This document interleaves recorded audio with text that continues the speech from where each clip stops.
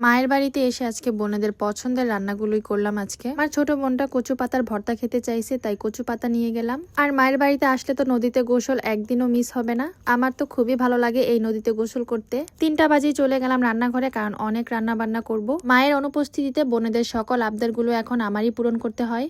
দুই বোনের দুই রকমের আবদার, কেউ খাবে মাছ, কেউ খাবে মাংস, আবার কেউ খাবে কচু পাতার ভর্তা। আমি আর আমার মেজো বোনটা দুইজনে মিলে রান্না বান্না করলাম, আর ছোট জন হচ্ছে সবকিছু নিয়ে এগিয়ে দিল। এরপর 3 বোন মিলে একসাথে ইফতার করলাম। আসসালামু আলাইকুম, কেমন আছেন সবাই? রেডি করে ঘুমিয়েছি, তো সকালে উঠতে উঠতে আমাদের প্রায় 9:30 বেজে গেছে। ঘুম থেকে উঠেই দেখি ছোট দুই বোন থালা বাসন ধোয়ে ব্যস্ত, তাই আমি এখন বিছানাটাকে গুছিয়ে ঘরটাকে সুন্দরভাবে ঝাড়ু দিয়ে নিব। গোছানো কমপ্লিট হয়ে গেলে এখন আমি ফ্রেশ হতে যাব। এরপরে আমরা সবাই মিলে চলে গেলাম এক ভাইয়ার বাসায়। ভাইয়ার কাছ থেকে সারা মাস গরুর দুধ খাওয়া হয়, তো ভাইয়াকে হচ্ছে দুধের বিল দেওয়ার জন্য আসছে। পর ভাইয়া হচ্ছে তাদের বড়ই গাছ থেকে একটা ঝাঁকি দিয়ে দিল, তো আমার ছোট বোনরা এখান থেকে বড়ই নিয়ে নিচ্ছিল। বাড়িতে আসছি, এরপর আমার ছোট বোনটা বলতেছে আপু আজকে কচু পাতার ভর্তা বানিও। নানুকে নিয়ে আমি চলে গেলাম কচু পাতা আনতে। এই কচু গাছগুলি আমার বড় মা লাগিয়েছে, তাতেই হচ্ছে লাউয়ের ঝাঁকা, তো নানু দেখতেছিল এখানে কোনো লাউ আছে কিনা। আমি এখান থেকে 10-12টা পাতা নিয়ে নিব। না কে কে এইভাবে কচু পাতার ভর্তা খেয়েছেন আমাকে জানাবেন। এরপর বাড়িতে গিয়ে সব কাটাকুটি শেষ করে এখন চলে আসছি গোসল করার জন্য নদীতে। আসলে মায়ের বাড়িতে আসলে এই নদীতে গোসলটাই আমার কাছে সবচেয়ে বেশি ভালো লাগে, আর নদীর তরতাজা মাছ খাওয়া যায়। আমাদের গোসল কমপ্লিট হয়ে গেছে, এখন আমরা বাড়িতে চলে যাচ্ছি। বাড়িতে গিয়ে তো রান্না বান্না করতে হবে। বাসায় এসে নামাজটা আদায় করে এখন চলে গেলাম রান্নাঘরে।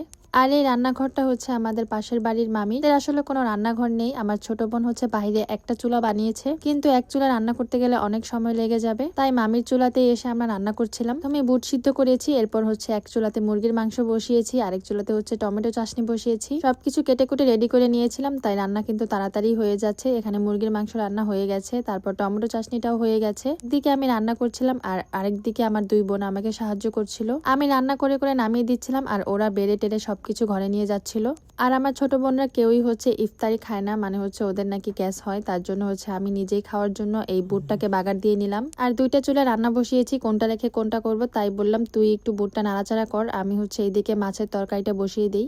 বুট রান্না কমপ্লিট হয়ে গেল, এখন হচ্ছে আমার বোন নামিয়ে নিচ্ছে। এই চুলাতে আমি ঝাটকা মাছ রান্না করব, তো এখানে একটা টমেটো দিয়ে রান্না করব আজকে। আর এইদিকে আমার ছোট বোন সবকিছু আনা নেওয়া করছে। এরপর আমার মেজো বোনকে বললাম তুই কচুটাকে বসিয়ে দে, আর অনেকগুলা রসুন দিয়েছি, কারণ কচু কিন্তু গলায় ধরার চান্স থাকে। এইদিকে ঝাটকা মাছের জন্য ঝোল দিয়ে দিয়েছিলাম, এখন একটু বলক উঠে আসছে, তো আমি মাছগুলা দিয়ে দিলাম। আর এই ঝাটকা মাছ কিন্তু কাঁচা খেতেই খুবই মজা। এই ভেজে রান্না করে, তবে আমার কাছে মনে হয় এটা কাঁচাই মজা লাগে। সামান্য পানি দিয়েছিলাম, কচু পাতা কিন্তু সিদ্ধ হয়ে গেছে। আর এইদিকে হচ্ছে ঝাটকা মাছের তরকারিটাও হয়ে গেছে, এখন এটাকেও নামিয়ে ফেলবো। আছি কিন্তু আমি খুবই অল্প অল্প করে রান্না করেছি, কারণ আমাদের মানুষ খুবই কম, খাওয়া হয় না, আর আমার নানু হচ্ছে খুবই কম খায়। একটু করতে করতে অনেকগুলো আইটেম রান্না হয়ে গেছে। এইদিকে ভাত ঘরে নেওয়া মাত্রই খালা ভাগনা বসে গেছে ভাত খাওয়ার জন্য। ওদের জন্যই মুরগিটা রান্না করা। রান্না কমপ্লিট হয়ে গেছে, এখন কচু পাতার ভর্তাটা করে নিব। আর এই বোতলের মধ্যে কিন্তু শুকনো মরিচ ভেজে তারপর রাখা হয়েছে। এইভাবে শুকনো মরিচ ভেজে রাখলে কিন্তু অনেকদিন পর্যন্ত মচমচে থাকে, আর যখন প্রয়োজন হয় তখন হচ্ছে নামিয়ে ভর্তা বানানো যায়। শুকনো মরিচটাকে লবণ দিয়ে একটু ডলে তারপর হচ্ছে পেঁয়াজের সাথে মিক্সড করে নিব। এই তো শুকনো মরিচ খুব সুন্দর করে আমি মেখে নিয়েছি। হচ্ছে কচু পাতা সিদ্ধগুলা ছিল, ওইটাকে হচ্ছে সুন্দর করে পানিটাকে ঝরিয়ে নিব, কারণ এটাতে কিন্তু গলা চুলকানোর একটা সম্ভাবনা থাকে। এখন হচ্ছে আমি কচুগুলিকে দিয়ে সুন্দর করে নেড়ে চেড়ে মেখে নিব।